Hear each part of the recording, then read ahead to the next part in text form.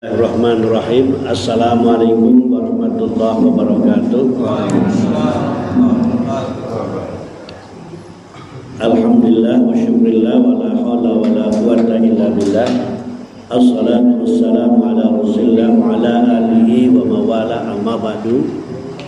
Bapak-bapak, ibu-ibu, adik-adik jamaah maghrib rahimahumullah. Kita bersyukur kepada Allah Subhanahu wa taala, sore hari ini kita bisa bertemu, bisa bersilaturahmi sekaligus menuntut ilmu.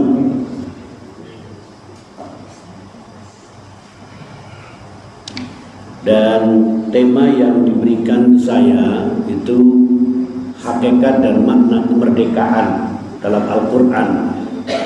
Kalau nggak salah sih syukur tentang kemerdekaan ya. Jadi saya juga ini hakikat dan makna kemerdekaan dalam Al-Quran ya. Kan kita besok malam sudah mulai renungan. Biasanya begitu ya. Ada syukuran di RT-RT. Berarti Bapak Ibu nanti syukurannya 2 kali, malam ini dengan besok malam. Saya juga seperti itu besok. Ya biasa kalau malam itulah saja bagian santapan rohani di RT. Bapak Ibu sekalian, jadi makhluk yang ada di dunia ini, sekian banyaknya makhluk itu dibagi menjadi 4 macam. Yang pertama yang disebut dengan makhluk jamat. Makhluk jamat itu makhluk yang tidak punya akal dan tidak punya nafsu. Tidak punya akal dan tidak punya nafsu. Seperti apa? Yang mik ini makhluk jamat ini. Ini gak punya akal, gak punya nafsu. Jadi debanting, debalangan, debrakot, ya orang apa menembak. Orang bakal protes, ya kan? Sabun ya. Kayak jelane makhluk jamat. Jadi digosok-gosokna maring sapa bae ya manut. Ya maring kaki-kaki nini, maring prawan, maring bujang ya meneng bae ora jare protes. Masa yo digosok-gosokna maring nini terus. Kok ya sekali-kali maring bujang ya bener nasibmu. Enggak bakalan protes. Tanah gitu kan. Tanah kan tegawe bata, tegawe ciri, tegawe mutu, ya orang protes. Ya. Itu namanya makhluk jamat. Yang kedua makhluk malakut. Makhluk malakut itu para malaikat. Malaikat itu hanya dikasih akal, gak dikasih nafsu. Makanya apa? Gak ada yang malaikat membangkang. Malaikat itu ya taat terus, diperintah apa-apa manut. Nggak ada yang malaikat membangkang. Misalnya malaikat Israel bangkang ini ya. Malaikat Israel kayak cabut nyawane Pak Darno kayak. Nah kayaknya Pak Darno ya, aja Pak Darno. Ya Pak Robert mana ya Pak Robert ya.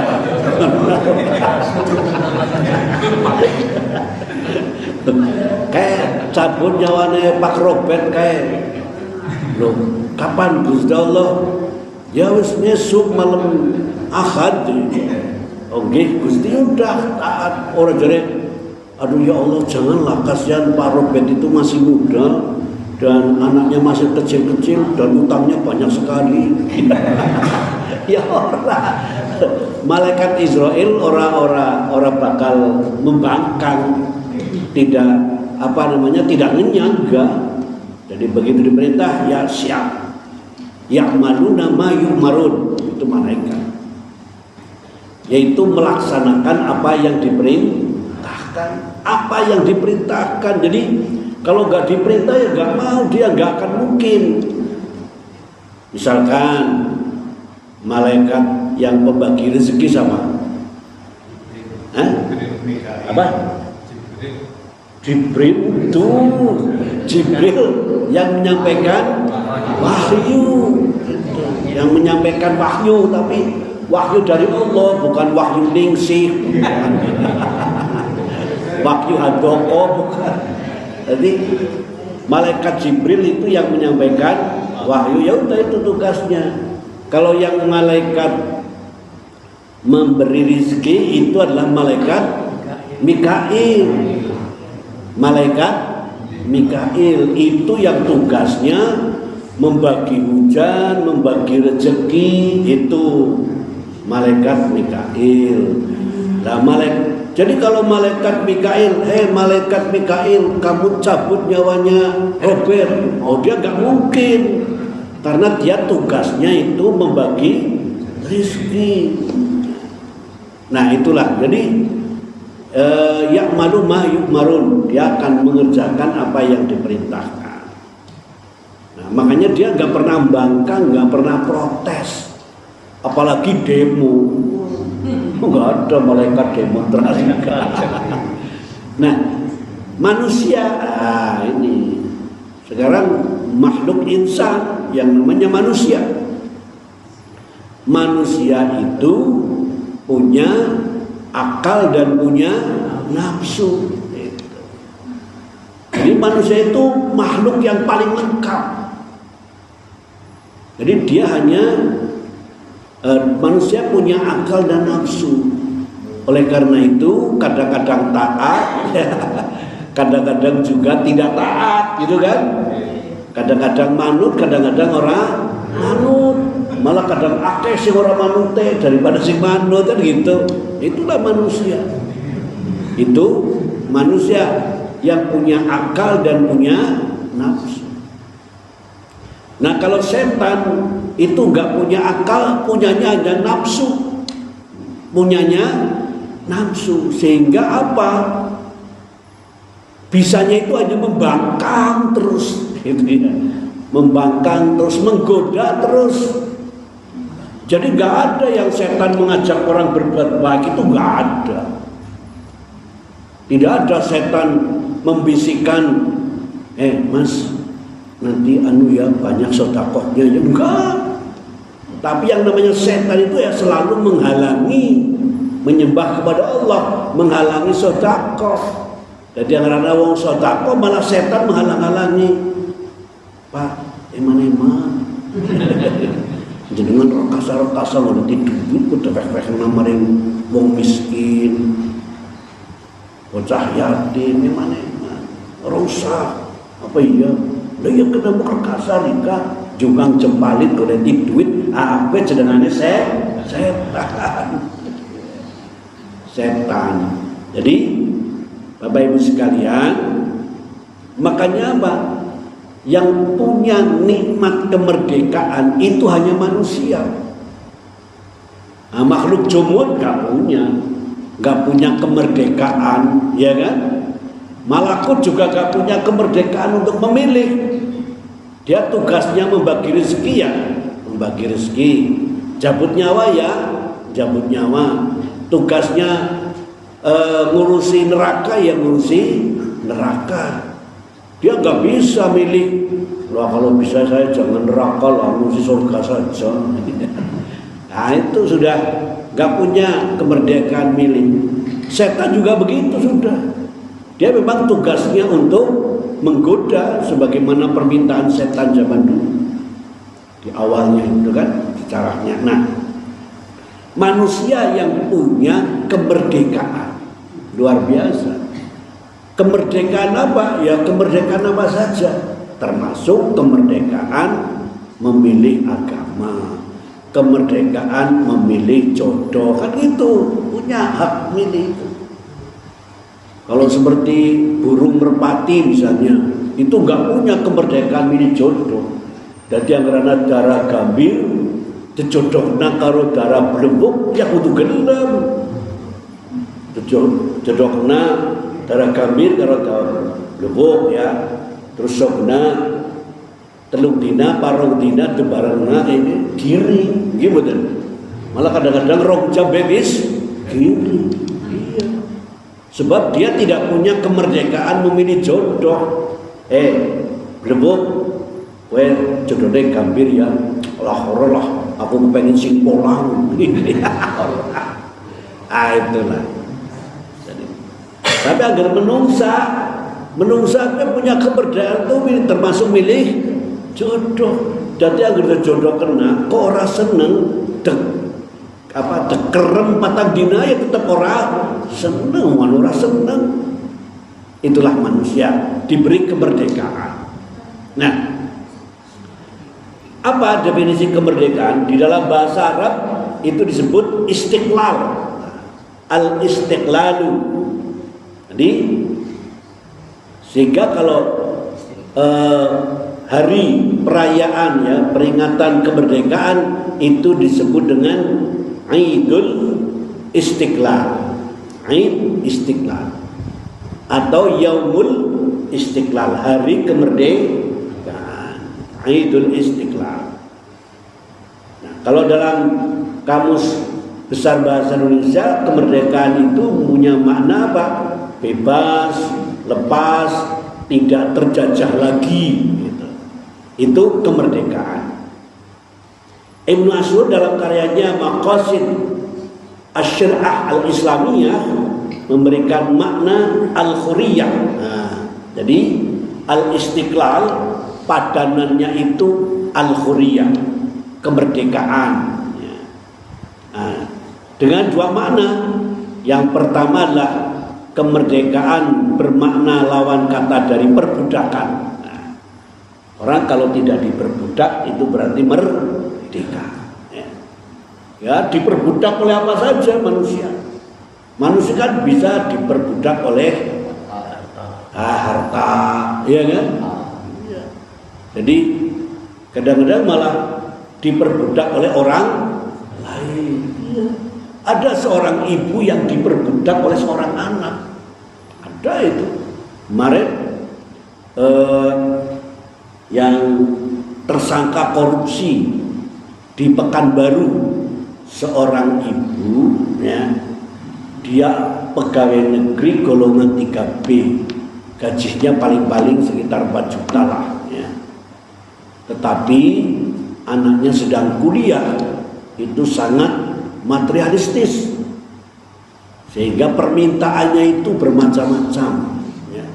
Sudah punya mobil, mobil Honda apa gitu ya, turbo apa itu, minta ganti BMW yang lebih mahal. Kemudian dia pakainya emas, pakai berlian, mintanya gitu. Dan pakaiannya juga yang pakai merek-merek gitu. Jadi ada tasnya aja harganya 20 juta. Ya, tasnya jenengan harga pira? Paling-paling 2 juta kok. Bebori 10. 2 juta 10 maksudnya. Ada yang sampai 20 juta ke atas coba, Masya Allah. Itu merek apa saya lupa itu. Sepatunya juga, sepatunya merek, pakai merek yang luar biasa ya, sepatu berlian. Ternyata apa? Itu adalah hasil korupsi pada ibunya. Korupsi sampai 2 miliar untuk kesenangan anaknya. Kan ibu diperbudak oleh anak itu kan. Nah itulah, makanya dia gak merdeka itu kan. Tambah mani nang penjara, tambah orang merdeka mandi. Jadi orang itu banyak diperbudak. Ya, diperbudak oleh harta, diperbudak oleh cita-cita, kan diperbudak oleh keinginan. Iya Bapak Ibu, tangga saya itu ada yang saking kepenginin jago lurah, Masya Allah. Dumeh nganang-ngene pada orang manut. Nah bojone orang manut. Sampai habis 800 juta. Iya. Nah, akhirnya malah udah 800 juta enggak jadi lagi. Apa orang bapak peduli. Terus pokoknya tong bebek, tong meri. Kira kayak gitu. Itu karena apa? Diperbudak oleh cita-citanya. Kepengin banget diceluk Pak Lurah. Itu saking kepengin. Masya Allah. Itulah ya. Saya sih alhamdulillah pernah lah jadi ketua RW pernah. Tapi nggak pakai money politik begitu. Wah, seneng banget aku jadi ketua RW. Ya aku senang sebab wah rasanya sudah pada tidak pundi Pak RW, wah mantep banget kayak ujian pekerjaan yang mulia gitu ya.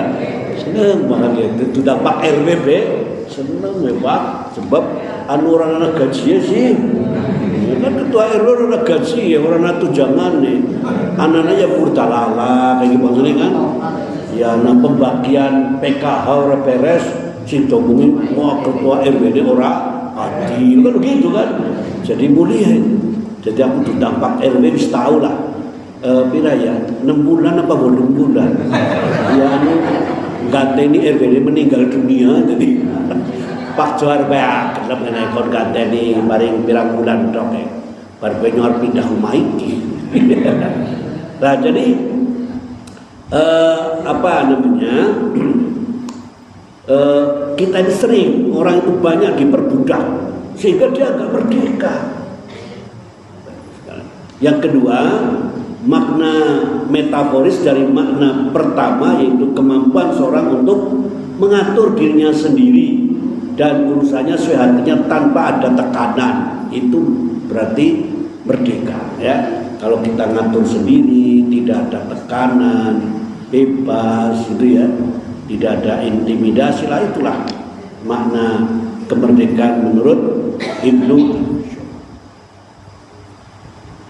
Nah, Bapak Ibu sekalian, makna kemerdekaan tersirat di dalam Al-Quran. Ya memang enggak merdeka itu enggak, tapi ada tersirat dalam Al-Quran. Contohnya kisah Nabi Ibrahim dalam mencari Tuhan ya, untuk membebaskan hidupnya dari keyakinan yang keliru, yaitu keyakinan nenek moyang yang menyembah berhala.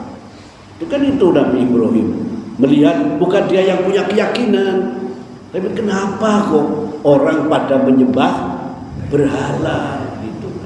Makanya dia seperti kayak mencari Tuhan gitu. Dia menanyakan seperti ayat yang saya baca tadi dalam sholat itu, wa idh qala Ibrahimu li abihi azara tattahidu asnaman aliha inni araka wa qaumaka fi dhalalin mubin. Dan ingatlah ketika Nabi Ibrahim ya, melihat ya, ayahnya yang menyembah berhala, asnaman aliha sebagai tuannya. Dan aku melihat orang-orang itu di jalan yang zalim. Maka pertama ketika pada ayat 76 ini, falamma janna alaihi lailu ra'a kawkaban qala hadha rabbi falamma afala qala la uhibbul afilin.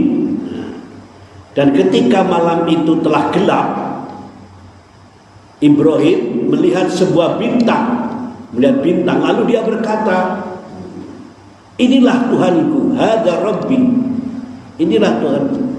Falamma afala qala la uhibbul afilin. Dan ketika bintang itu tenggelam tidak kelihatan, aduh, saya enggak suka kepada yang tenggelam, aku tidak suka kepada yang terbenam. Masa Tuhan kok tenggelam kan gitu. Nah, falamma ra'al qamara bazighan qala hadza rabbi. Lalu ketika dia melihat bulan terbit, dia berkata, inilah Tuhanku, hadza rabbi. Falamma afala, dan ketika bulan itu terbenam, dia berkata, qala la illam yahdini rabbi la akunanna minal qaumidh dhalin. Maka dia berkata, sungguh jika Tuhanku tidak memberi aku petunjuk, maka aku termasuk orang-orang yang sesat.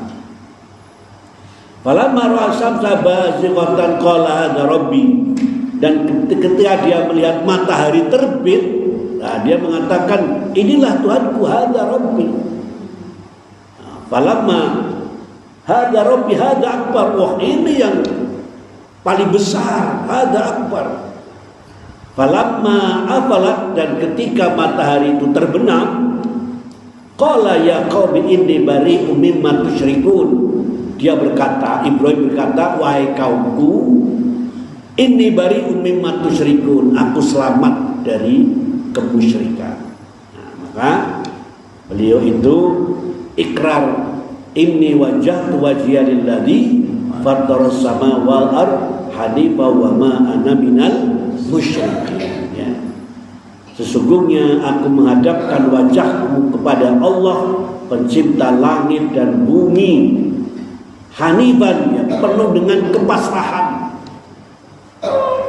Wa ma ana minal musyrikin, dan aku tidak termasuk orang-orang yang musyrik. Artinya apa? Ini diberi kebebasan untuk memilih agama, memilih Tuhan, mau Tuhan bintang, mau Tuhan bulan, mau Tuhan matahari,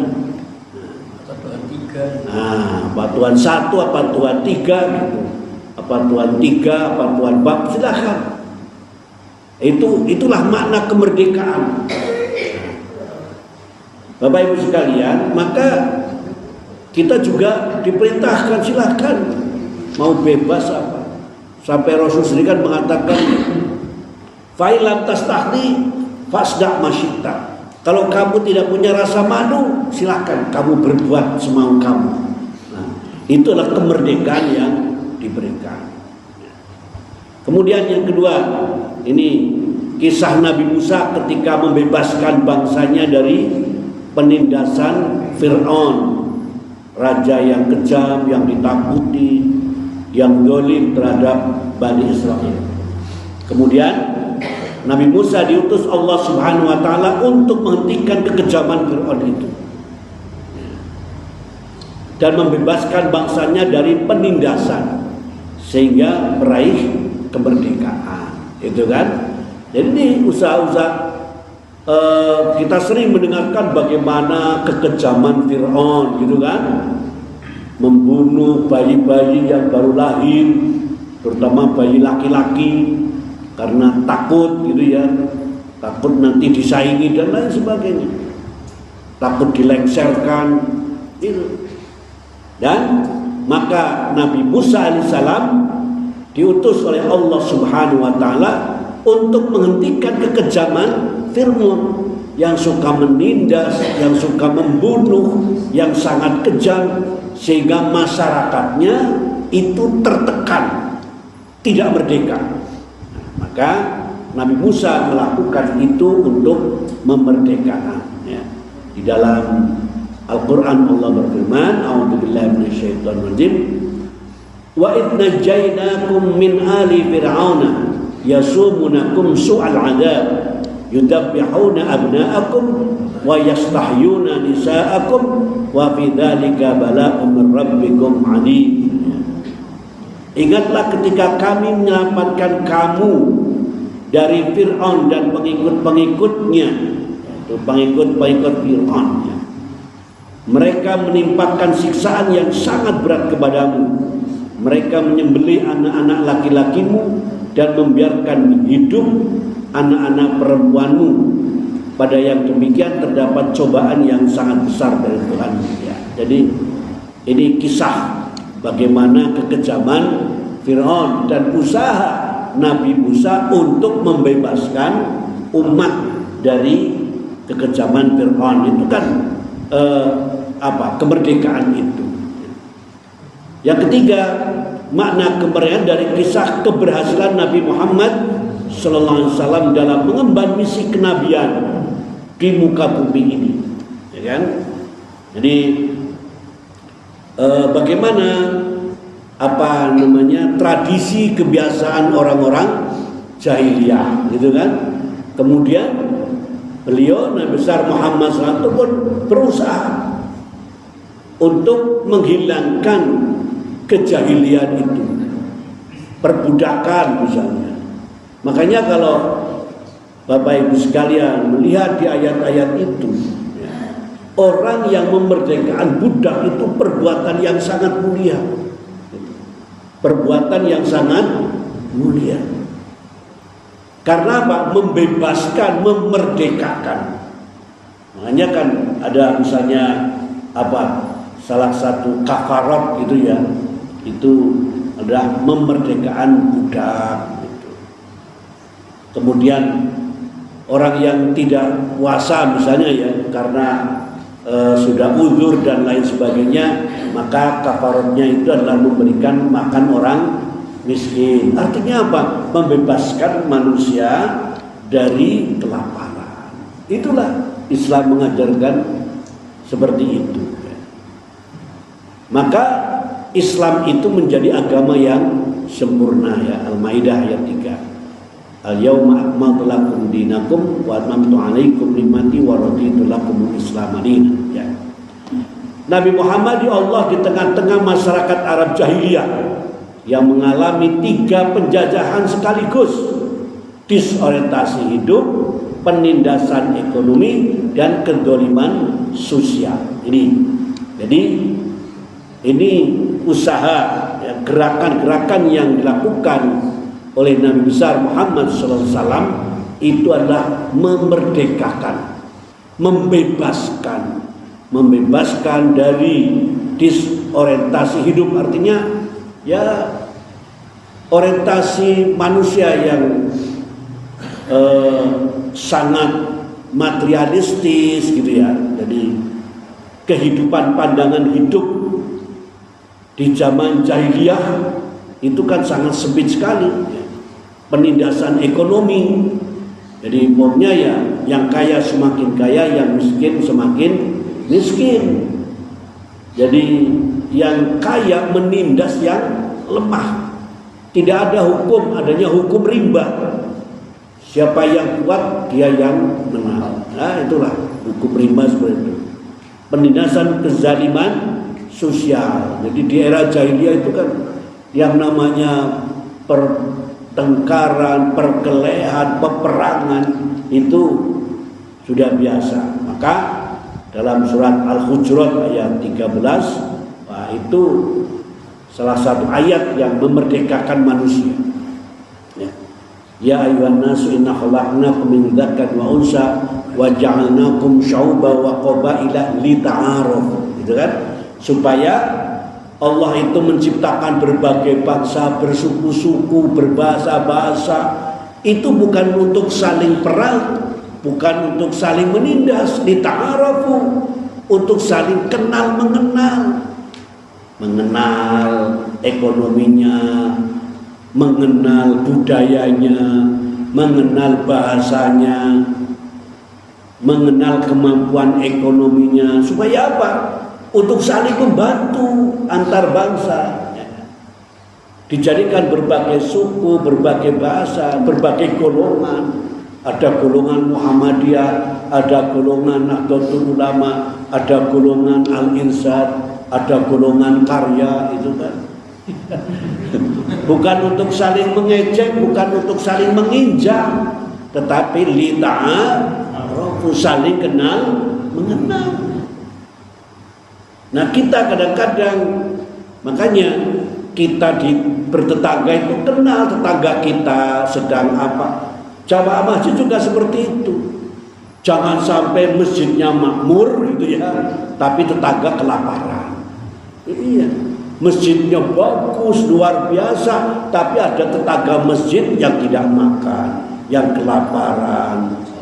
Jadi masjid ya harus makmur dan memakmurkan ya. Masjid makmur dan memakmurkan. Dari masjidnya makmur juga memakmurkan lingkungan. Makanya kalau malam Ahad di Masjid 17 itu ada kafe kemakmuran gratis atau orang bayar. Kapan-kapan pengajian menggunakan apa ya? Bareng ngaji, anak kafe nih, iya kan? Gratis. Ternyata sangat viral itu kan. Akhirnya ada orang yang dari Brebes sengaja kepengen buktikan apa ya anak kafe gratis temenan. Iya, ada orang Bekasi gitu ya, mungkin sediaan pas ke Purwokerto, tapi pas tahu kan temenan orangnya, bukti itu. Nah, kalau malam Ahad beberapa kan saya di situ, kadang-kadang juga nongkrong di situ ya, mengawal. Jadi membebaskan dari kedoliman sosial, membebaskan dari ekonomi, likaila dulatan alal aghniya. Bagaimana harta itu tidak beredar di lingkungan orang-orang kaya. Masya Allah, padahal lo ngerti Indonesia nih, ngerilah. Ada yang bilang dikuasai oleh 9 naga itu kan. Coba dari sekian konglomerat mana yang muslim. Jadi hanya puter-puter itu di lingkungan mereka seperti itu. Di lingkungan orang-orang kaya. Jadi yang menguasai Indonesia siapa itu? Bukan ada presiden, DPR juga diperintah diadu sampai orang-orang yang seperti itu. Maka Islam mengajarkan likaila dulatan alal aghniya. Jadi adanya infak, sedekah, zakat itu kan merupakan cara untuk menuntaskan kemiskinan. Yang pertama ini jadi landasan kemerdekaan dalam Al-Quran dan hadisnya. Yang pertama, tidak ada paksaan dalam agama. Nah, ini udah jelas ya. Allah Subhanahu wa taala mengatakan, berfirman dalam surat Al-Baqarah ayat 256, la ikrah fid-din qad tabayyana rusdu minal ghayy. Tidak ada paksaan dalam agama. Sekalipun Allah sudah berfirman, inna dina indallahi Islam. Agama yang insya Allah adalah agama Islam. Wa ma yabtaghi ghairul Islam dinan falam yuqbal minhu wa huwa fil akhirati minal khasirin. Barang siapa yang menganut agama selain agama Islam, maka amalnya tidak diterima di akhirat. Dia termasuk orang-orang yang rugi. Ini pandangan Al-Quran.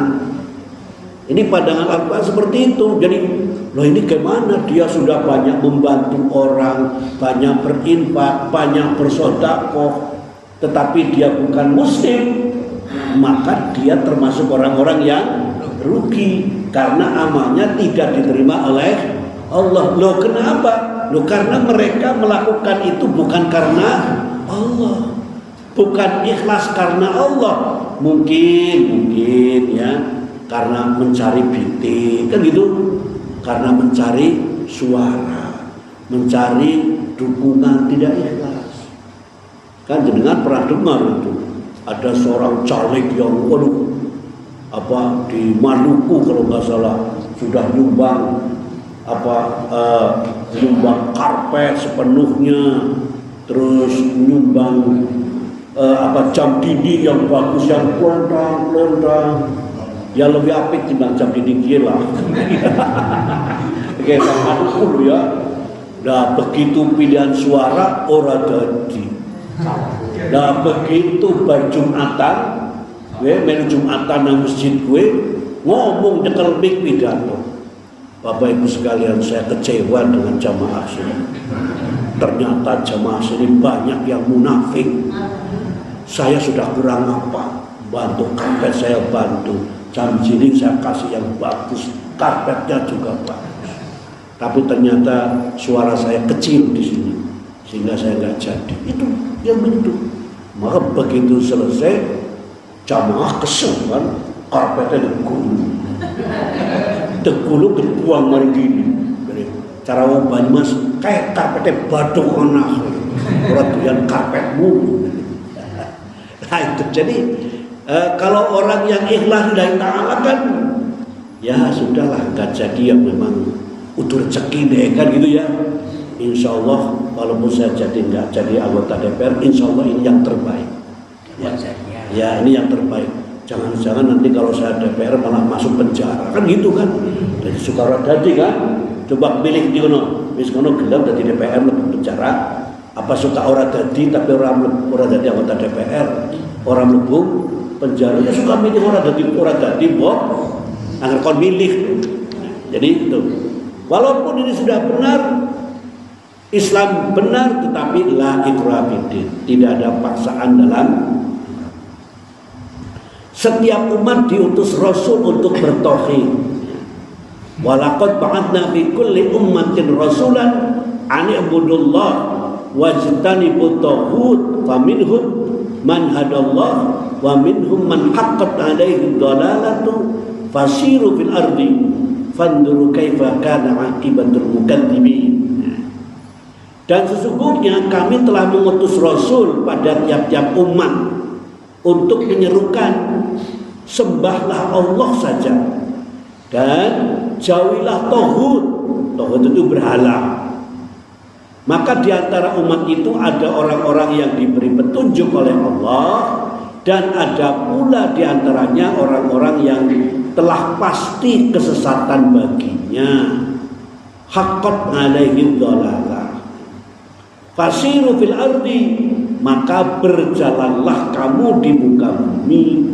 Fandur kaifa kana aqibatul mukadzibin, dan perhatikanlah bagaimana kesudahan orang-orang yang mendustakan para rasul. Nah, jadi Bapak Ibu sekalian, orang yang mendustakan rasul itu orang yang tidak mengikuti ajaran-ajaran rasul. Coba bagaimana itu akibatnya? Ngeri itu. Ngeri, baik kehidupan dia sebagai pribadi, keluarga, masyarakat, berbangsa, bernegara. Mereka-mereka yang sudah dunianya gak dapat, apalagi akhiratnya. Ini. Jadi di sini disebutkan supaya menyembah kepada Allah, tapi ada yang patuh, ada yang membangkang, kan gitu. Gak mau mengikuti ajaran Rasul. Setiap muslim adalah saudara, ya. Al-muslimu akhul muslim, ya. Seorang muslim itu saudara bagi muslim yang lain. Nah, jadi ini juga untuk landasan kita semuanya, ya. Jadi ada pernyataan tegas dari Umar bin Khattab tentang hak merdeka, ya. Pernyataan tegas Umar bin Khattab tentang hak kemerdekaan setiap manusia. Dia mengatakan, mata istabatum nasa waqad waladahum ummahatuhum ikhraran, ya. Kapan kalian memperbudak orang padahal mereka dilahirkan oleh ibu mereka dalam keadaan merdeka. Nah, jadi ini suatu kisah ini, ya. Ada satu kisah dari sebuah insiden kejadian yang melibatkan putra dan seorang petani Koptik Mesir. Koptik itu agama Katolik. Jadi di Mesir itu ada orang Katolik yang ya ada sekitar 8-10% lah. Namanya Kristen Koptik. Kristen Koptik itu yang punya paus sendiri, ya. Dia itu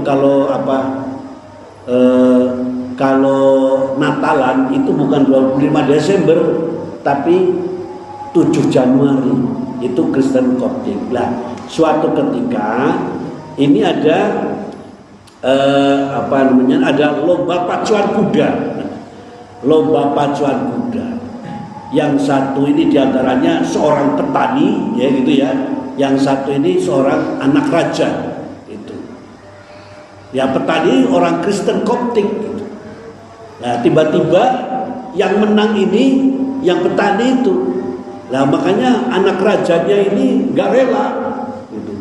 Sehingga dia menyakiti petani itu yang beragama Katolik. Kemudian mengadukan kepada Umar bin Khattab. Maka kemudian kata Umar bin Khattab, ini yang petani itu diperpecut.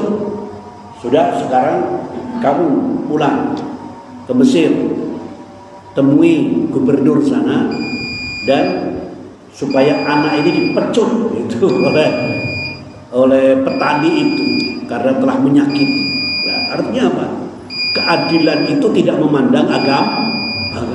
Itu keadilan, kebenaran itu tidak memandang agamanya apa.